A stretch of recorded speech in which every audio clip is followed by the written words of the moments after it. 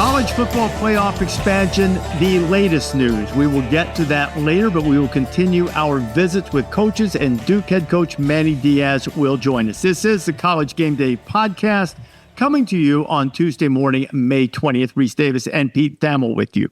Now, the head coach of the Duke Blue Devils, Manny Diaz, is here. Manny about to start his second season with the Blue Devils, 9-4 a season ago, starting his fifth year as a head coach, 30-19 overall. Very successful stints early on, and has Duke on the rise. Manny, I can see you. Most people are watching the podcast on YouTube now. You've been out in the sun, so at least there has been a moment to be able to relax, maybe in the off season, huh? That might be why I fooled you into calling me a young coach. Anybody younger than me is young, Manny. That's it. I like that. Hey, I always say, as young as we'll ever be, right? Right. Exactly. Exactly. Yeah. Exactly. So, as you look at the second year here, what is the biggest difference, the biggest improvement opportunity here going into your second year at Duke as opposed to taking over last season? First, continuity. We brought back, probably of the 20 some odd coaches on our staff. Only Willie Simmons, who we were super happy for, got the FIU job. Willie's our early departure. So the players understand the schemes. The coaches probably understand the schemes better. We're better teachers. The staff interacts better with one another. And with all the turbulence that's happened here over the last 5 years, some of our guys are still on their third head coach. It's great to have that alignment, where everybody's, sort of singing from the same hymn book. That matters. And then I think, from myself personally and our staff included, I think we just understand Duke better, and therefore we understand our players better. This is truly a unique place. The people that it attracts are different than I've been blessed to work at a lot of outstanding schools. And there's nothing quite like Duke, and there's nothing quite like coaching these guys. They are really a coach's dream. So, Manny, when you look at modern college football now, and you've had a lot of stops on your tour, different levels, different things, and in this moment in time, how much can continuity be a competitive advantage?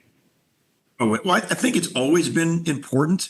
But now, when you are living in the portal world, right, you are selling your program every day.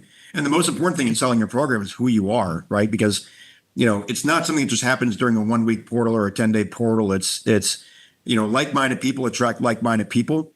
And the players, they have a chance now. They can see, if you're not authentic, if you're not who you are. And they watch that with an entire staff. And I think the thing that excites me with our players is that they love the energy the staff brings, that our staff is excited to coach at Duke. We love coaching these guys here at Duke. And I think that helps us retain our players. I really think of what you're talking about, the new normal in college football. I think a lot of the advantages that this school has are really magnified now because our guys are here for reasons other than just signing a transactional football contract. And they want to be here. They want to graduate. We had one of the fewest outgoing portal numbers in the nation, and I think that's a big part of it. What challenges are there, though, because of maybe the stringent academic standards there? Guys who know, Riley Leonard, I noticed the other day talking, the NFL said students at Notre Dame, students at Duke go to class. Not to imply that others don't, but the fact that it's taken very seriously there. How does that impact how you have to approach the portal? We have to make sure that whether it's portal recruiting or high school recruiting, that we bring people who are going to thrive here. We had it's like a 3.32 team GPA this past spring. I think we were 3.2 something in the fall. So our guys don't just survive. They truly do thrive. And they take a lot of heart in being the people that do hard things, right? Because this is different. It is a different deal here. But the way to make this place, really shine, and we learned this, we brought in David Cutcliffe to Zoom with our staff, during our hideaway meetings last summer. And you got to let Duke be Duke. You got to let the strength of the school be its strength. If you want to be something else, you're going to always be disappointed. So to your point, Rece, the ones who want to do those things, the parents who raise their kids to do hard things, not only do they really enjoy being here, but they want to stay here and attract others that are like them. So, Manny, obviously, we just talked about continuity for 5 minutes. So, the biggest story of Duke's offseason was a portal acquisition. And that was Darian Mensah, the quarterback from Tulane. I'm going to ask you 2 parts on Darian. One is, can you walk me through the identification process of Darian and what stood out? And I understand you have a pretty formal analytics department that helped sort of formulate that decision. Walk us through that. And then, obviously, B is going to be what you saw from him, in spring ball and what you expect from him there. We try to, in all of our evaluations, whether it's high school and especially in portal, because you have to make really, really quick evaluations. We try to, John Garrett, our GM, sort of heads up our personnel staff. They do a great job with evaluations. You have the coaches, they're going to have their own evaluations. And then we do rely on some analytics, that leave all the emotions out of it and see. And look, Darian was as accomplished with the quarterback as there was, and certainly we felt was the best in the portal at that time. The question just, would he be interested in us?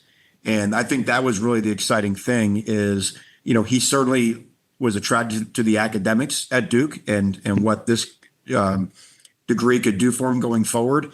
But he also saw our style of play on offense in year one, where we were still not, certainly the fully operational Death Star, but just enough of it identity-wise to say that's something I want to be in. I thought the coaches at Tulane did a phenomenal job of developing him and setting him up for success in year one. But I really felt like he thought, hey, listen, this could be something I really want to be a part of. And we getting him in the spring, he has been what we hope for and beyond. Not just in terms of what he can do on the field, but really how he meshes with the guys in our locker room. As we were speaking before, that's a real thing.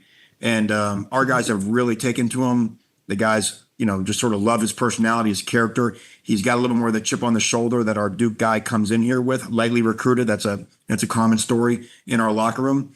And a guy that tends to punch above his weight because of that. And that's Darian Mensah.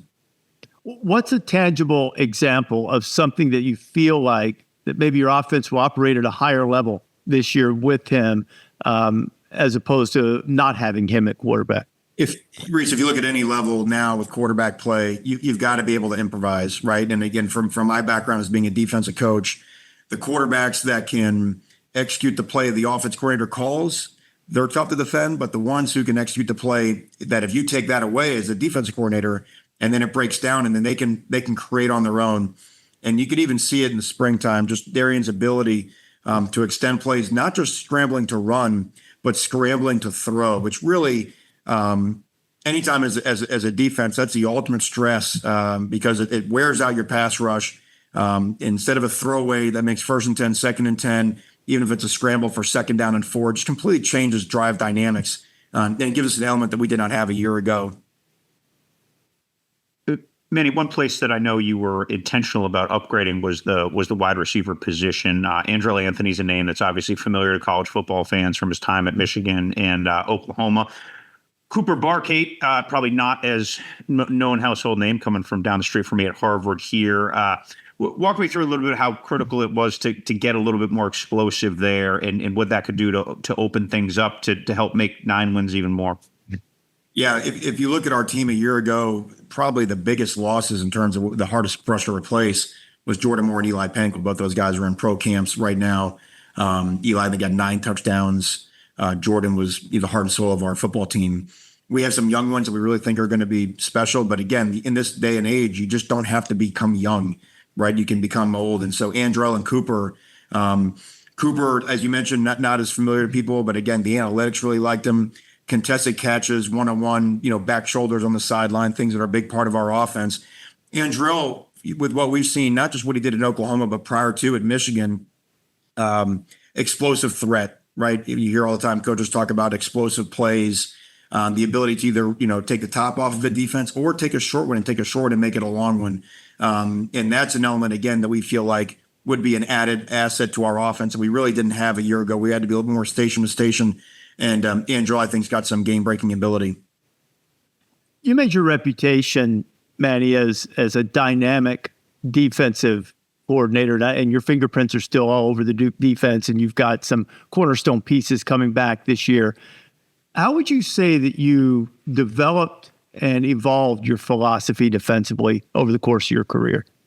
That's a great question, Rece. I mean, first, talk about fingerprints.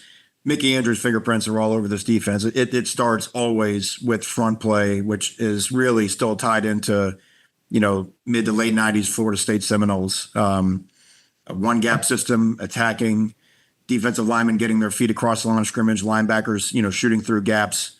And it really just became, this 25-year hunt for the tackle for loss and negative plays, while at the same time not giving up, big plays on your own. We love to play bump and run man coverage.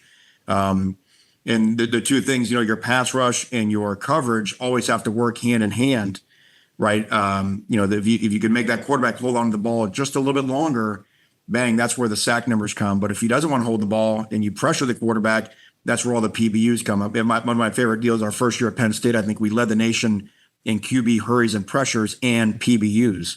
And to me, those two things have a lot in common. And those are two units that don't operate in vacuums. They are actually benefiting from each other. A lot of the adjustments through the years, Rece, has been in response to offenses adjusting. You've had to adjust. We've had years where, we've been dominant. We've had years where we've had to learn hard lessons from these, outstanding offensive coordinators that have innovated the game. Think about how the game has changed with RPOs and QB run game that didn't even exist back in the 90s. So that's been a fun part of it. That does keep you young.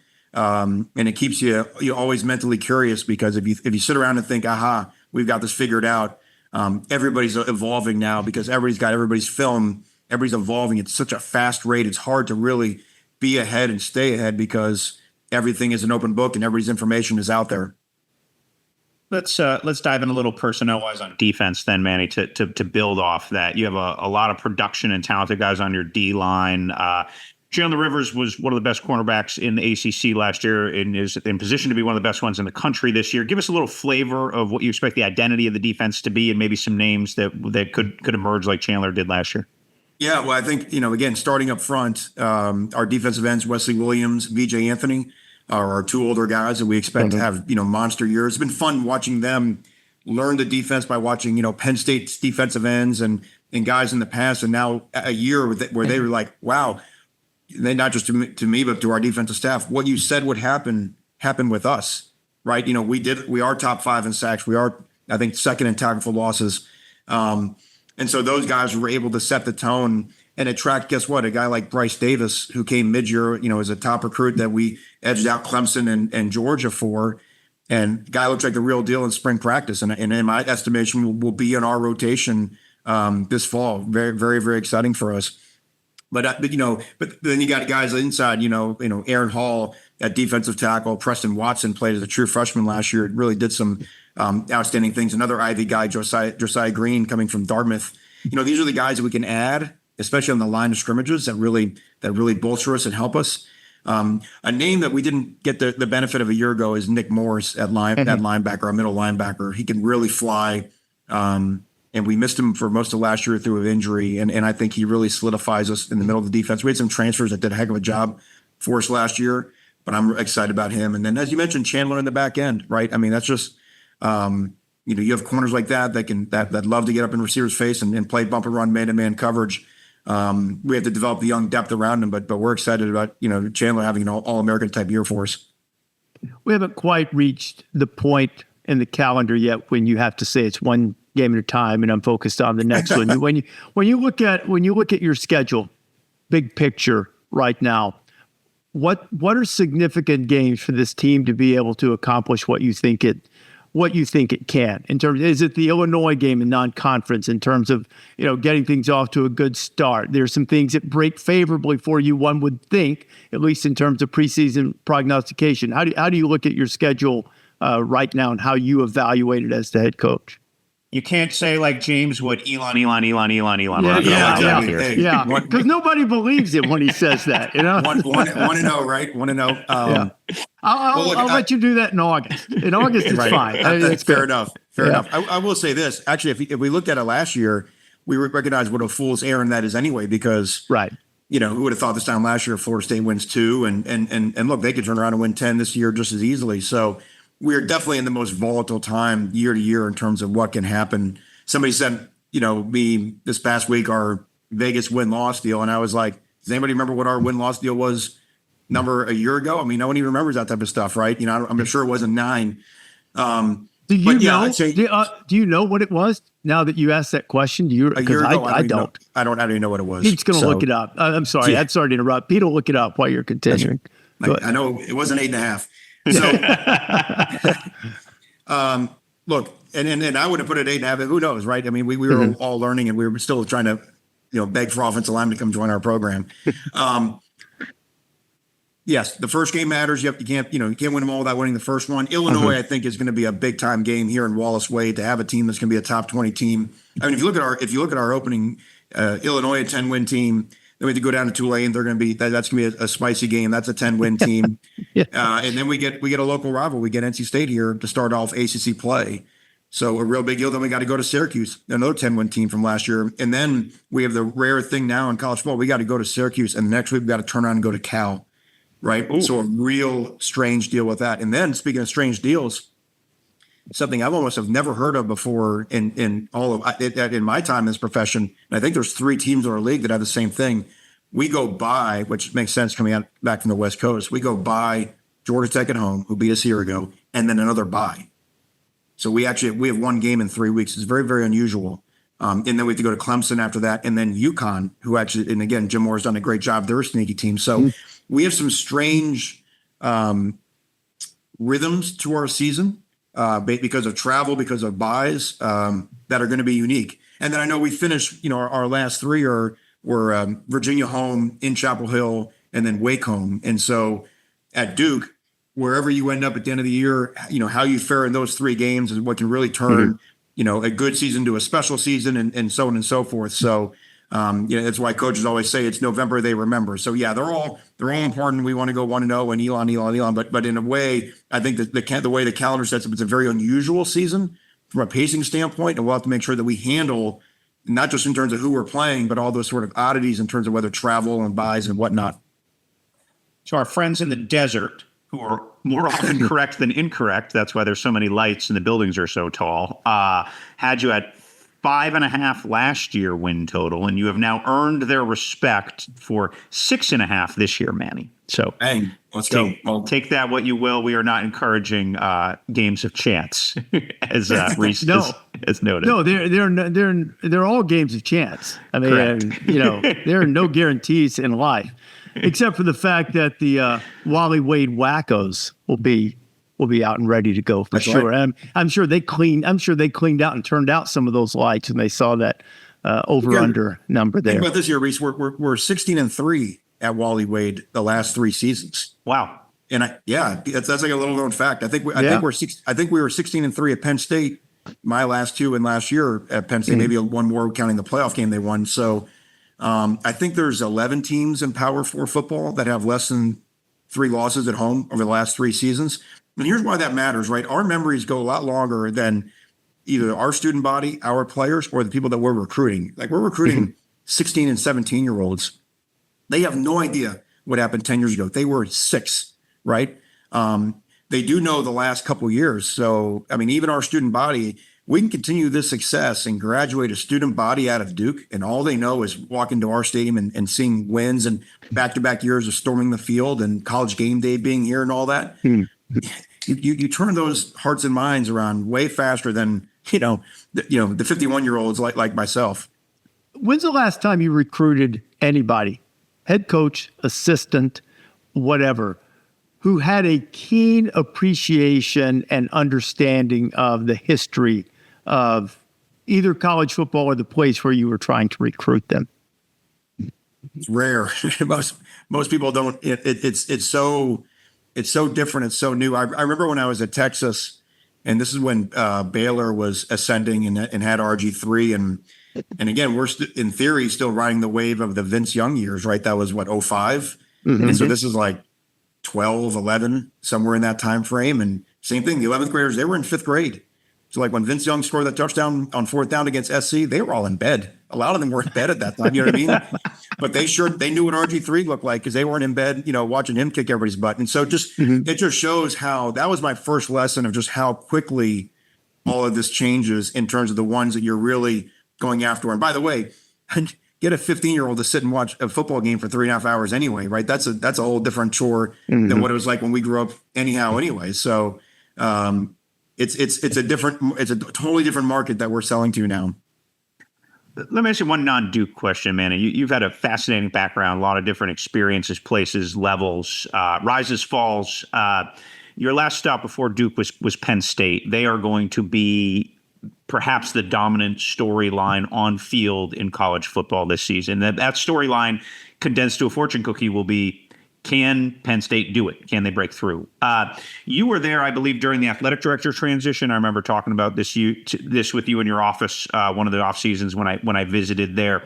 Why do you think Penn State is better equipped to break through now than maybe they were 5 years ago?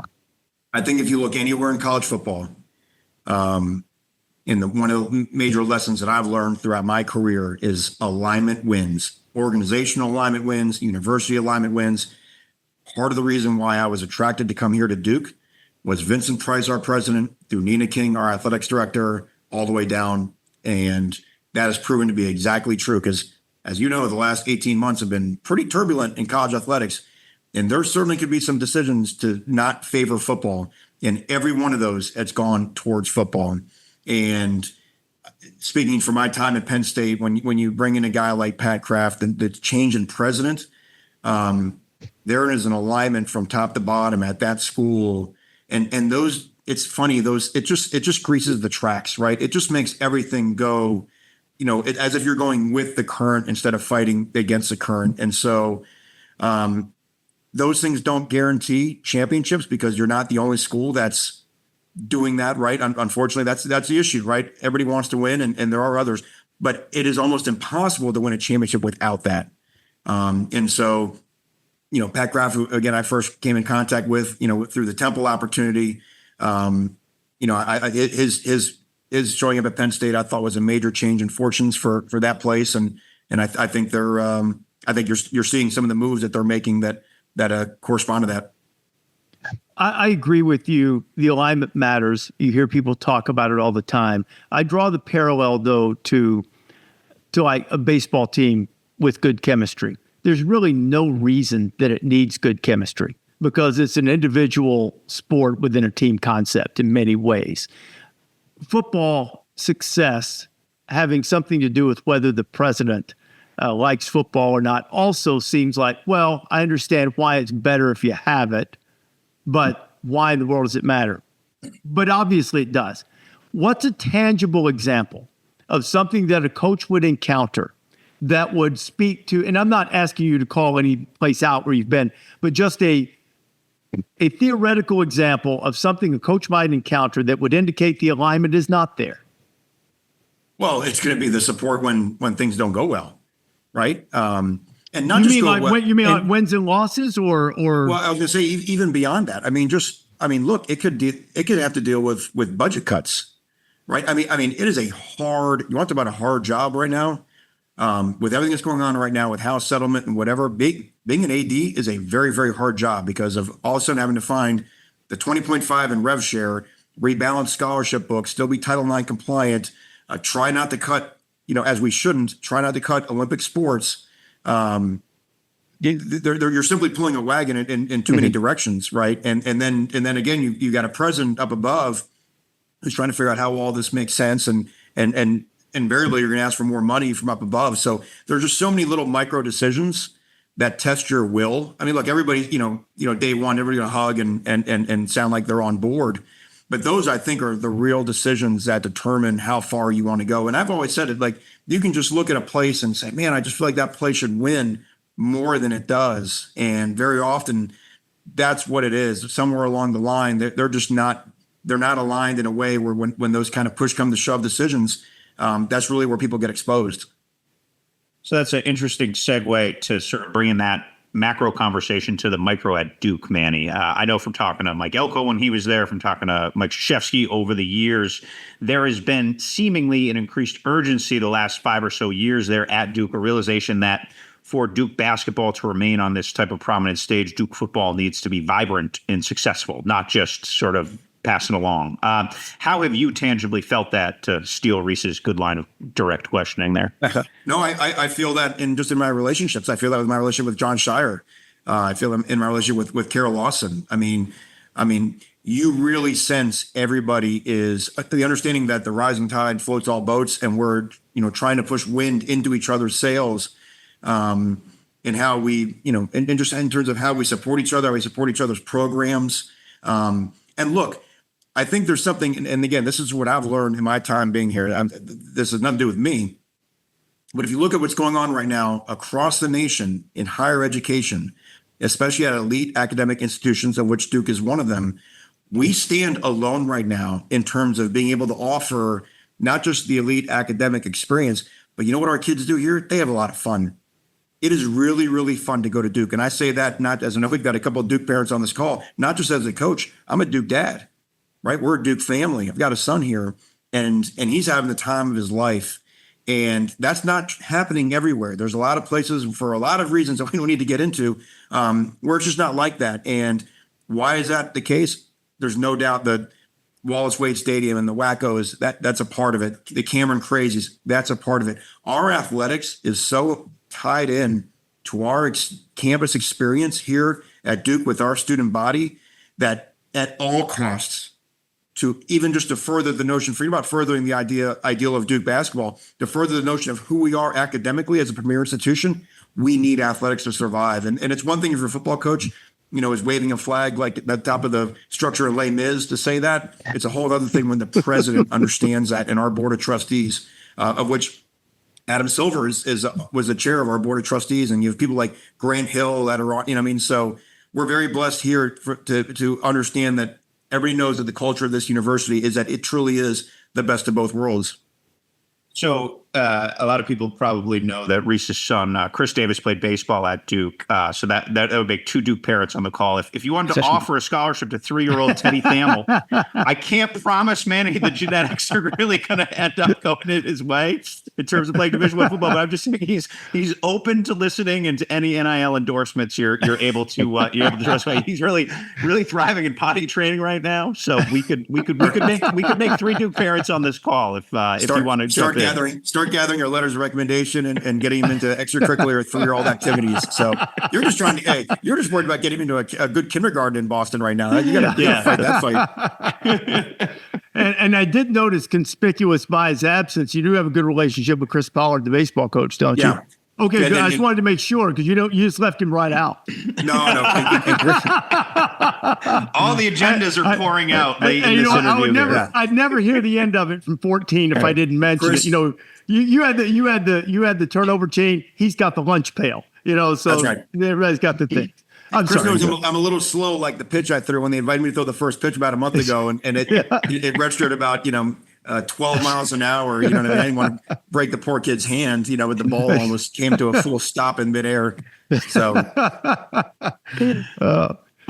well, we're wrapping up here, Manny. We'd be remiss if we didn't ask about the Carolina Duke rivalry. It's one of the great rivalries in college football. I'm sure nobody has brought up the coaching change 14 miles down the road with you. Curious how you feel like Carolina Duke will be spiced up with Bill Belichick involved. And for whatever gets more people watching, right? And anything that's good for ACC football is good for all of us in the ACC. That was a big win for us a year ago. We've got a really, really neat feature to our football facility down there. And that's what makes college football amazing. You know what I mean? Is those type of rivalries. And so we always assume, look, the guy that was there this past year had won a lot of games too. You know what I mean? And I'd worked for him too. So, the expectation is that game should always be amazing. Our belief here is it's always going to come down to the last play, and we've got to be built to win the game on that last play. And so we'll be excited. But Coach Belichick has always been great to me. I'd always go and visit him up in New England, and even had me speak to the team the last time I was there. So it got to see him for the first time in Amelia, and it was good to catch up with him. And like I said, let's get ACC football back rolling a little bit. I thought really in Amelia this past week, a little bit of momentum, you know what I mean? And we can start to spread our wings again instead of kind of being crouched in the corner, and fight for what the league deserves. You know what I mean? As if we're going to start dealing out AQs in the playoff, I think it's time to take a real look when we start comparing conferences at what this league has done across its main, sort of brands of competing for national championships. And if we're going to, go to the European soccer model where champion league places are guaranteed, we need to have a real honest conversation, open about what the ACC properly deserves. As it pertains to rivalries, Coach K sort of famously wouldn't go to Chapel Hill except for the games. You go to Chapel Hill? So we had dinner a few times there, Rece. What's actually funny, when we first moved, it was really hard to find a place, and we actually had a real estate agent take us to a place in Chapel Hill. We're like, there's no way we have a Chapel Hill address. So we are in the heart of Durham. We absolutely love our community in Durham, and we settled in the right spot. Yeah. Well, man, let's wrap up with the future of college sports here. It's the thick of May, right? And big picture issues loom. The multi-billion-dollar sporting industry that you're part of and we cover doesn't yet have rules for next season. So you're talking a lot of big picture issues in Amelia Island in terms of new governance and salary cap, rev share, all these things. How do you think they'll work? How I think it's going to go? Yeah, there's a lot of new Well, yeah, it'd be neat to have rules, right? And to know that they're going to be enforceable, and that as schools that we're going to look to band together and want structure instead of, again, 50 different state legislatures trying to set 50 different sets of rules. It's really the whole idea of what we're going to here. And I think if we can get that, what's going to happen is you're going to have the market start to level out in a way that it really isn't right now. And it is so important that happens, because that's going to be the longevity of our Olympic sports is really going to be dictated by the terms of this agreement being the law of the land. And I don't know anybody who wants to have their fingerprints on the death of women's sports. I think that'd be a terrible, terrible legacy for a person or a league or wherever it comes from. And so there is a pathway forward where I believe everybody can survive and thrive. But we all got to play the same sandbox and understand that if we do, it's going to be just fine. And the players will get what's been coming to them for a long time.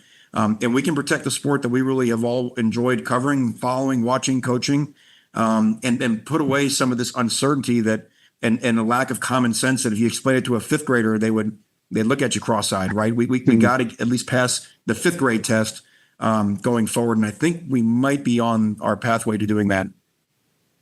And Manny, everybody who is familiar with your career, and we've talked about it on TV, they know that you started at ESPN. You get asked about that a lot. And I'm sure that you've had quite enough of that over the years. You're always very gracious about it. But since you're in this arena now and broadcasters get to critique your performance, you were one of the great highlight cutters at ESPN when you started in television. As you watch, whether it's SportsCenter, GameDay, anything else, how would you coach those cutting highlights to do it better? What do they need to do better? You can't unsee it. You know what I mean, Rece? You can never unsee it. And all I can think about is up in Bristol when we'd get done with the 11 o'clock Sunday night Sports Center, and we'd all go over to somebody's house and pop a couple of cold beverages and just rip apart the rear of the Sports Center. You know what I mean? Like, who cut that? Oh my gosh, why did they get in on this shot, or the slow motion reacts or whatever? So, it's funny. I'm on my coaches all the time, and maybe this is where the two worlds do meet, is just, you got to get the storytelling right. And now even with coaching, it's not just, hey, we're going to run this defense, or we're going to run this coverage or whatever. You got to get the storytelling right? People tend to remember stories better than they just truly remember facts. And again, getting the storytelling, you're not inventing something. It's not make believe. You're seeing a thing that happened, and you're able to tell a story better than anybody else. And whether you're sitting down in highlights and cutting the highlight, I always say it, or you're at the bar, and it's five guys sitting around talking, and two people experience a story, then one person starts telling it, and they're just doing such a terrible job that the other person's like, hey, let me just take over. You know what I mean? Or also, that's pretty much every married couple that's ever been, right? That's what it is, right? It's like who can get to the bottom of being a great storyteller. And I think since the caveman days until whatever AI is going to be going forward, we're always going to crave that story and who can tell it the best. I hope there's a great story for Duke this year. The first year there was a tremendous story for you, and I hope that the next chapter is even more fulfilling. Manny, appreciate your time. Always a pleasure to talk to you, my friend. Yeah, thanks for having me on. Thank you, Rece. Thank you, Pete. Manny Diaz, always a lot of fun to visit with him. He's what a bright guy. But I will say one thing, that as we were sitting here recording this podcast and I'm looking at the Zoom, I couldn't help but notice, Pete, how much you and Manny resemble each other. Has anyone ever mentioned that to you? So that would be there's a little bit of an ongoing Twitter joke around ACC media circles, but I'm glad you didn't bring that up with Manny on the Zoom, because that would be a big insult to Manny. I always try, and I brought it up to Manny. He's always very gracious about talking about his time at ESPN, and I'm always surprised, I think, because I feel like the subject has been exhausted in many circles. I'm always surprised by the number of people who go, Manny Diaz used to work at ESPN. I mean, he was a tremendous production assistant. I'm not sure exactly what level he rose to before he left, but he worked on a lot of the NFL shows and cut the highlights and did a great job. And he already knew football already, obviously, but really deepened his knowledge of the game there. And then when he left and went to Florida State, I remember people going, wait, what? He's going to try to be a coach? And I mean, it's a great story. And I think it's one of the reasons Manny's always gracious about talking about it, because he could have been wildly successful in television. I think there's no question about that. And yet he had this passion to coach. Did you work with him, Rece? I don't know if you, I knew he did. worked there. Yeah, and I know you've worked there 30 years, so you would have overlapped. That's interesting. Yeah, we did. And I don't pretend I didn't know him well at the time. It's not like we were friends or anything like that. And such, I think Manny probably wasn't married yet. I was, just, different stages of life, but definitely remember him and work with him. He's maintained good friendships with a lot of our common friends. But I think the thing that I admire about is that he was a very good high school athlete, but didn't play football in college. And as many coaches now don't, but at that time in the mid 90s, when, he decided to go out and try this, that was like, whoa, what? And he pursued something that he was passionate about, something that he believed in, and something he wanted to do, and something that he talked about it with his players and about the players who want to attend Duke for their entire life reasons, in addition to football, doing something hard, doing something that is challenging, doing something that is fulfilling, and finding out what you can do and how good you are. And he's been able to do that. And he's an easy guy. You say often we don't root for winners like that, but Manny, broadly speaking, is an easy guy to root for. And, I'm very happy for his success and the class with which he's handled, some bumps in the road along the way. And I would imagine one of those bumps at least was a pretty fun win that he had last year, fulfilling win that he had coming from behind and winning his first rivalry game against North Carolina. And its former head coach at that time. So, can I make a Duke football hot take, Rece? Mm-hmm.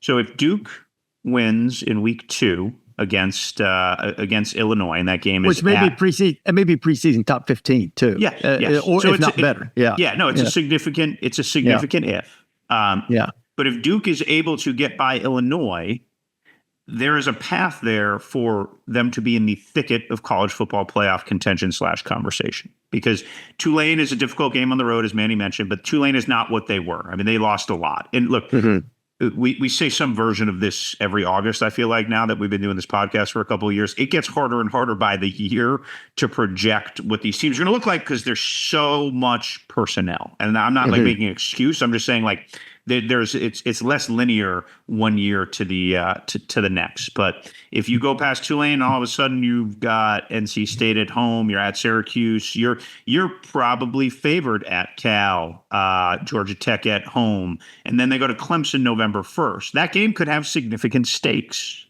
Duke at Clemson, which is just, again, that week 2 game is huge. It's a huge bellwether game, whether they're going to be a good ACC team or they're going to be in a different conversation. And I think having that game early at home, they won't have to show much against Elon, will be very interesting. And one thing Illinois has always done is it's tested you on both of your lines, especially since Brett Bielema has been there. So it will be a significant test. And I'm not saying it's a gimme, but it just, like, the path, it's May, right? The path is there for 9-win Duke to be better. They felt like they could be better at quarterback than they were with Malik Murphy. They felt like the offense could get unlocked a little bit. You got to give them credit for going out with aggression, both financially and just with intentionality in the portal to go do that. And it could pay off very early. And then late in the season, the game against North Carolina, if they are that, then whatever Carolina becomes with Bill Belichick's first season, that will be great theater too. And by the way, we ran bits and pieces of the conversation I had with Bill Belichick and Dabo Swinney, and we have a date for that now. May 28th is when that will debut the first time, and we'll have more of that on the podcast as we go forward. If Duke is in fact in the playoff structure this year, it will be under the format that is currently there, perhaps with some tweaks to seeding if that ever gets finalized. What's the status? Are we going to hop right over 14 teams and just go to even 16 now? Is that the way the tea leaves are reading, Pete? That is in the future, not this year, but correct. In 26 and forward. 26, yes. So they call it year 13 in CFP insider parlance, because it was a 12-year contract that we're now fulfilling the final season of here in 2025. Go ahead. Can I interrupt something before you go there? That's what we should do. What you just said, year 13, year 14. I know it's sort of like Super Bowl, but the dumbest thing we do with a college football playoff is play the 24 season and then call it the 2025 college football playoff championship. Like I have to do those. Completely. I have to do those wrap up shows, where we go back through the playoff and you do the intros. And they always say it, and I refuse to say it that way. I will say college football playoff championship, for the 2024 season or 25 for the 24 season, because that's how you organize it in your mind when you're thinking about the championships. There's the answer. I mean, you don't have to use the Roman numerals if you don't want to.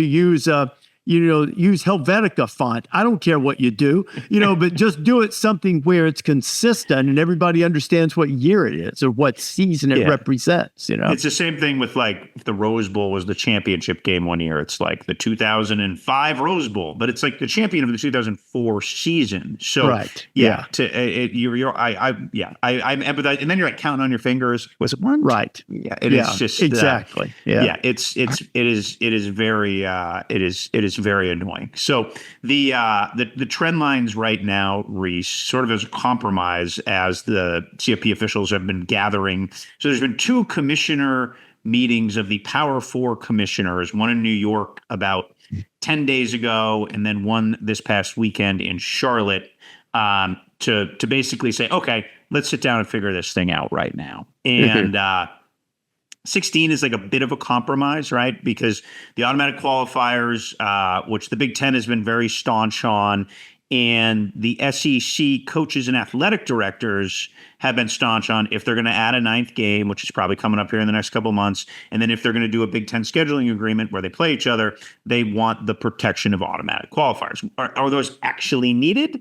I don't know. That's to be determined for others. It's also really hard to project playoff using past data because the leagues have been so scrambled, right? Yeah. It's just very difficult. There's just I have a lot of empathy for people trying to glean data from the past when the paradigms are just completely different. So anyway, 16 is highly likely for year 13.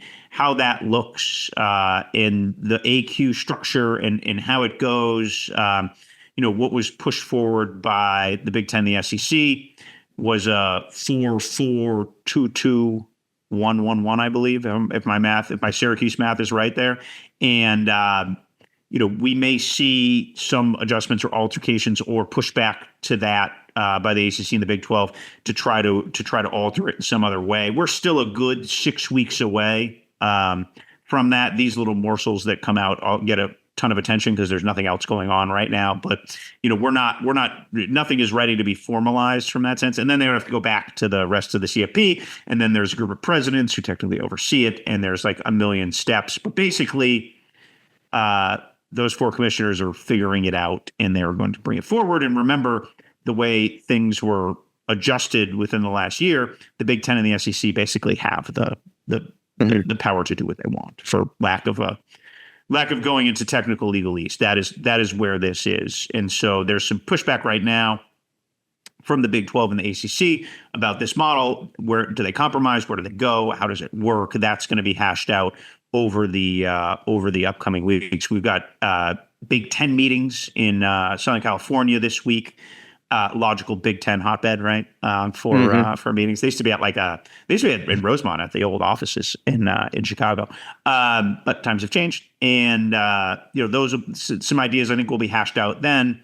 And so pushing forward, Rece, we are still not there, but from what I've been told reliably, 16 is the desired landing spot as people are hashing out different scenarios. I'm resigned to the fact that it's going to happen. The automatic qualifiers, I don't like it because I think there will be a year where either the Big Ten or the SEC, maybe even one year it'll be both, that they're going to get hosed, that they're going to be, what's the old saying, hoisted on their own petard, right? They'll be, they will have a team left out because they wanted to make sure that they got a certain number of automatic qualifying bids, and then someone else will have to fill the spot, and it will be very much like we've had before. That said, I do understand that you can make an argument against everything. That's sort of the history of the sport. You can even go to last 2 years for sure, but last year in the 12-team playoff. I mean, if you thought SMU and Indiana were better than the other teams that were contenders, or if your criteria as a committee member was that they had done more or failed less or whatever it was, fine. But they weren't tested the way some of the teams that were left out. I mean, that's anyone who disagrees with that is being disingenuous. Now, if you want to say the teams that were left out, whether it's Miami, Alabama, Ole Miss, whoever it was, if you want to say they failed too much, that's fine. I actually agree with that and would have taken them. But it's not an invalid or illogical argument to say, well, they failed more or the other teams failed less because they weren't tested as often. That too is logical. So because of that, I understand the argument. I just feel like we're going to be losing something, losing even more of the entire regular season feel. It will make for some important games in conference if you're fighting for that fourth and final spot. I understand that. And if they create these pseudo play-in games, or not even pseudo, actual play-in games where three plays 6 and 4 plays 5 for a spot. But once again, that's fraught with peril. There's going to be a year when 3 is closer to 1 and 6 is closer to 9, and somebody sprains an ankle or there's a bad call or a ball bounces off a tuba and 6 is going to wind up in there and 3 is going to be out, and everybody in the world is going to know that 3 is better. And, that's sports. You get upsets and you deal with it, but there's no foolproof system here other than there are two that aren't foolproof, but are probably best. One is to develop a formula. Everybody hated that. And then whatever the formula says is that's who gets in. That's one. That's not going to happen because people didn't like it before. And the other is to establish a group of people who would watch the games and evaluate various sets of criteria and data. And then they would decide who right, that's what we have. We don't like that either. So I'm pretty sure we're not going to like this. I don't know if I'm using this correctly, the royal we, meaning college football fans, those who see their teams not get in are going to be unhappy. And right now, the commissioners may think, if I can just get those automatic qualifiers, and I guess one likes it and others don't or whatever, if I can get the automatic qualifiers, that protect them. Or somebody you didn't protect. You mark my words. Somebody will get the shaft as a result of this, and it'll seem like the worst thing in the world. And remember, you heard it here first. So it seems like a good place to put the brakes on it. We've gotten Teddy a scholarship. We found out how to make sure that ESPN highlights are at their very best from Manny Diaz. And Watch your back, Jim Galliero. He's coming. Yes. And you've been forewarned that no matter how many good intentions there are, and no matter how many hours they spend in committee, and no matter how many studies they do and points of data they analyze, they're not going to get it right because they can't. There's no such thing as right. 1 to 16. Just write 1 There's to no 16 such, and go. there's no such thing as right. Well, because 17 will be unhappy, Pete. Yeah, or, but that's fine. SEC Much like I have very little bias. sympathy for Could team be SEC bias. 69 in the NCAA tournament or whatever. I got, Yeah. but just 1 to 16. Everyone, they'll be represented. So I don't know. I think I'll just say this to put a bow on it. Like, living in Boston, sometimes people are like, hey, how does that play out? And like, you have to be like, well, it's 4-4, 2-2. It's just like, it's not, the college football is wildly popular in the places where it rains, from Birmingham to Texas to wherever it is. If the point of the playoff, and one of the points of the playoff when it was created, was to try to capture casual fans, it is muddled, I would just say, to like try to get people to explain and learn a system that keeps evolving and changing very quickly. Well, that's the thing. That's hurt the sport before. Really, the BCS constantly changing, the BCS formula changing every time somebody got mad about what the formula spit out was its biggest problem. It wasn't, all the other stuff people said. That was the problem, because it undermined the credibility with the public. And I agree with you. If you just took the, whatever, the best way to do this would be to have, conference champions, whatever, how many ever you decided. And then after that, you assign a criteria, almost like the old BCS in a lot of ways. You would leave some room for subjectivity. The subjectivity of the people in the room would be a certain percentage of the formula.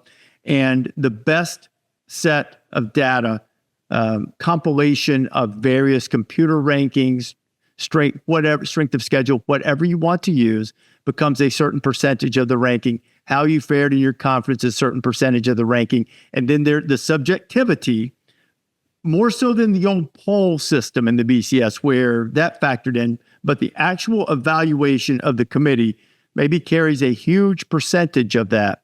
And then you come out with top 16. And some years the Big Ten might get 7, and some years they might get 3.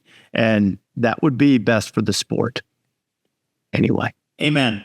Amen. And you have hosted, I believe, every single one of the selection shows, right, for the CFP? I have. I've hosted every single one of them. And I will continue to do so for the foreseeable future, at least until year, whatever, I don't know, 20 or 21. 7 more if what I read on the internet was right. So you can't believe everything you've read on the internet, but sometimes they get it right. This has been the College Game Day Podcast. Thanks for listening. You can download wherever you prefer to get your podcast, or better yet, subscribe so you never miss a single episode.